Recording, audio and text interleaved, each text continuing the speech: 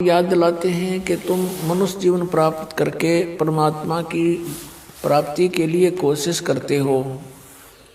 वो पुण्यात्मा जो पिछले भी जन्मों में मनुष्य शरीर धारण किए हुए थे और भक्ति कर रहे थे, उनको फिर तुरंत मनुष्य जीवन प्राप्त हो जाता है और फिर उनके अंदर पिछली जो प्रेरणाएं होती हैं परमात्मा की, वो विद्यमान रहती हैं।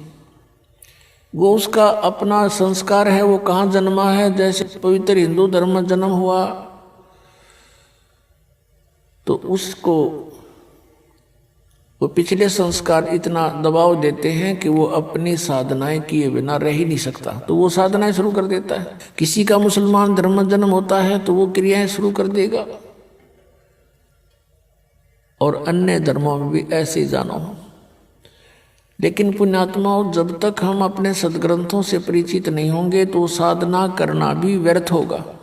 मनुष्य जीवन का मुख्य उद्देश्य है परमात्मा का पाना, और यदि परमात्मा प्राप्ति नहीं हुई तो फिर वैसे ही अपना जीवन नष्ट करना होता है। सतगुरु संगत छोड़ के चाहे लाख वर्ष जप की नहीं, इंद्री कर्म न मोक्ष होवे फिर काल के अधीन। सतगुरु की संगत छोड़ के चाहे लाख वर्ष तक जप करते रहना गुरु से विमुख होकर के, और चाहे लाख वर्ष जप करते रहना, आपको कोई लाभ नहीं होगा। इंद्री कर्म न मोक्ष होवे और फिर काल के अधीन। पुण्यात्माओं, आत्मा जब से भगवान से बिछुड़ी है, कुछ दिनों के बाद ही इसको एहसास हो गया कि हमसे कुछ खो गया है, और आज तक भी वो ऐसा ही अधूरापन महसूस कर रही है। जिस प्राणी के पास पुत्र है, पुत्री है, संतान है, संपत्ति भी खूब है और अच्छी कारोबार है, लेकिन फिर भी उसको संतुष्टि नहीं है। आत्मा फिर भी कुछ ना कुछ तलाश में है, परमात्मा की तलाश में है। वो अलग बात है कि उसको तरीका कौन सा प्राप्त हुआ है, कौन से धर्म में वो जन्मा है, तो फिर भी वो उसकी खोज कर ही रही है।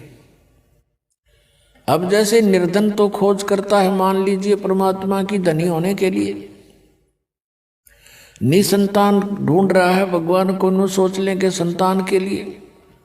लेकिन जिसके पास सर्व संपन्नता है, संतान भी है, संपत्ति भी है, सर्व यहाँ अकाल का सारा सुख है, और फिर भी वो भगवान की तलाश में है, तो इसका मतलब ये सर्व जो कुछ भी हमें प्राप्त है, जिसको हम यहाँ चाह करते हैं, ये पर्याप्त नहीं है। इसके अतिरिक्त भी कोई कार्य है जो आवश्यक है। अब हमने उस आवश्यक कार्य को करना होगा। हम पहले अपना जो अनावश्यक कार्य है, केवल रोजगार के लिए, पेट के लिए, इसमें ज्यादा समय डिवोट कर रहे थे। अब हमने ये ज्ञान हो गया कि मनुष्य जीवन का मूल उद्देश्य परमात्मा प्राप्ति है, तो अब हम अत्यधिक समय अपने भगवान के पाने के लिए लगाएंगे। अब वही समय होगा, वही आपका कारोबार होगा, वही क्रिया होंगी।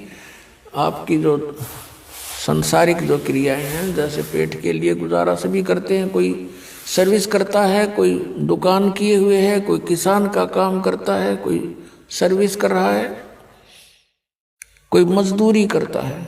काम आपका यही रहेगा, लेकिन इसमें भगवान का समय अधिक लगाना पड़ेगा। हमने कैसे लगाना पड़ेगा? कई कहते हैं समय नहीं मिलता। समय आपके पास बहुत है, को आपके पास बहुत समय है। उस समय को हम समझ नहीं सके और उसका दुरुपयोग करते रहे। अब जैसे आप बस में बैठकर सफर कर रहे हो, मंत्र प्राप्त है आपको, बैठ के बस में और अपना सुमन शुरू कर दे। इधर उधर झांकिया में देखा नहीं, साथी ते बात घनी करे नहीं, और अपना मंत्र करता रहे। तो वो 2 घंटे आपका समय सदुपयोग हो गया। आप जी किसी मजदूरी के लिए घर से चले हो, मजदूरी के स्थल तक पहुंचे तो वहां तक अपना सिमरण करे कई बार, और वहां जाकर भी मजदूर को या किसान को मानसिक कार्य नहीं होता, उसमें भी वो अपना भक्ति सिमरण कर सकता है। आपने देखा ये आली किसान हल के पीछे पीछे कोई रागनी गा रहा है, कोई और बकवास सोच रहा है मन में सारा दिन, तो उसका सदुपयोग कर सकते हैं हम और भक्ति भी कर सकते हैं। क्योंकि किसी भी सदग्रंथ को उठाकर आप देखिएगा या किसी भी महापुरुष का अनुभव आप पढ़िएगा, उन्होंने वही कार्य किया है जो संसार के आम व्यक्ति कार्य करते हैं और उन्हीं में परमात्मा को पाया है। उसी काम में सिमरण भी किया है, हठ योग नहीं किया किसी ने।